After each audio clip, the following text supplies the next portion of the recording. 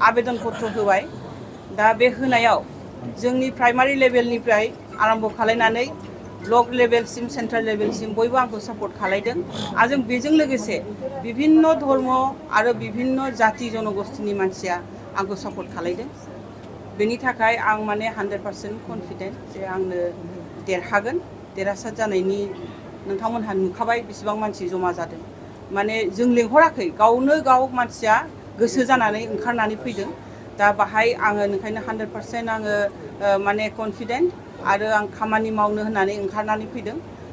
नोंखायनो बयबो आंखौ बरायनानै लानायनि थाखाय आङो गोसो गोरबोनिफ्राय बयखौबो जाय जाय फैदों बेखौ आं धन्यबाद जायो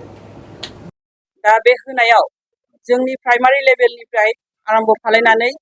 ब्लक लेभेलसिम सेन्ट्रेल लेभेलसिम बयबो आंखौ सापर्ट खालायदों आरो जों बेजों लोगोसे विभिन्न धर्म आरो विभिन्न जाति जनगोष्ठीनि मानसिया आंखौ सापर्ट खालायदों बेनि थाखाय आं माने 100% कनफिडेन्ट जे आंनो देरहागोन देरहासार जानायनि नोंथांमोनहा नुखाबाय बेसेबां मानसि जमा जादों माने जों लेंहराखै गावनो गाव मानसिया गोसो जानानै ओंखारनानै फैदों